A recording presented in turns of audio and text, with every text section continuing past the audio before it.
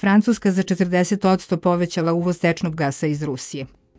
Potrošnja gasa u samoj Francuskoj opada, ali raste izvoz za Španiju, Švajcarsku, Italiju, Belgiju, Holandiju, Luksemburg i Nemačku. Uništavanjem Severnog toka i prekidanjem isporuka kopnenim gasovodima zemlje članice Evropske unije drastično su smanjile potrošnju ruskog gasa. Istovremeno EU je počela da investira u infrastrukturu i terminale za pretakanje skupljeg tečnog naftnog gasa. Francuska je i pored sankcija Rusiji nastavila da kontinuirano uvozi ruski LNG i da ga čak distribuira drugim zemljama. Za 9 meseci prošle godine isporuke ruskog tečnog prirodnog gasa Francuskoj porasle su za više od 40%. Krajem 2022. godine Rusija je postala drugi dobavljač prirodnog tečnog gasa za Francusku odmah posle Sjedinjenih Država. U periodu januar-septembar 2023. godine francuske kupovine gasa iz Rusije veće su za 41% u odnosu isti period 2022. godine, kaže Artem Studenikov, direktor Evropskog odeljenja Ministarstva spoljnih poslova, prenele su RIA Novosti. Prema njegovim rečima, glavna prijemna tačka za ruski LNG bio je terminal u Montoiru de Bretagne, gde je isporučeno 1,68 milijardi kubnih metara 2022. godine, a 0,89 milijardi u prvoj polovini 2023. godine. Francuska je za uvezeni LNG 2022. godine platila oko 32 milijarde evra, što je rekordan iznos prema podacima Eurostata. Francuzi su najviše novca uplatili Sjedinjenim Američkim Državama 16 milijardi evra, zatim Rusiji 5,4 milijarde evra, Kataru 3,2 milijarde evra, Alžiru 2,4 milijarde evra, Angoli 1,4 milijarde evra i Norveškoj 1,2 milijarde evra.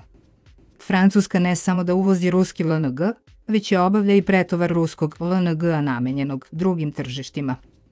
Francuska izvozi gas u susedne zemlje, a obim i smer tokova su sezonski. Najviše se izvozi u Španiju, Švajcarsku, Italiju, Belgiju, Holandiju, Luksemburg i Nemačku od 2022. godine. Francuska planira da proširi svoju gasnu infrastrukturu, a razmišlja se i o povećanju kapaciteta operativnih LNG terminala. Dok Francuska nastavlja da ulaže u infrastrukturu za gas i LNG, potrošnja gasa u samoj Francuskoj opada. GRT Gas prijavio je pad potrošnje gasa od 9% u 2022. zahvaljujući blažem vremenu, višim cenama i manjoj potrošnji u domaćinstvima. Potrošnja gasa u prvoj polovini 2023. godine bila je manja nego u istom periodu prethodne 2 godine.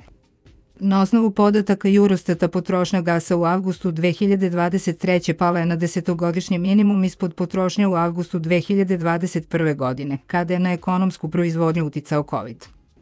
Francuzi su 2015. godine potpisali 20-godišnji ugovor o uvozu 1.000.000 tona LNG-a godišnje iz ruskog projekta Imalo LNG sa isporukom na terminalu Montoir de Bretagne na zapadnoj obali Francuske. Odbijanje zemalja EU da koriste ruske energente najnegativnije se odrazilo na evropski industrijski sektor koji je izgubio svu globalnu konkurentnost, ocenjuje Kiril Logvinov, VD stalnog predstavnika Rusije pri Evropskoj uniji. U najtežoj situaciji našao se industrijski sektor EU, posebno energetski intenzivne industrije. U periodu od novembra 2022. do novembra 2023. ukupna industrijska proizvodnja u EU smanjena je za 5,8%. Povećani troškovi proizvodnje zbog rasta troškova energije su ozbiljno narušio globalnu konkurentnost evropske industrije, smanjenje tražnje za evropskim proizvodima, preseljenje proizvodnje u SAD i zatvaranje pojedinačnih preduzeća. Izvor: politika.rs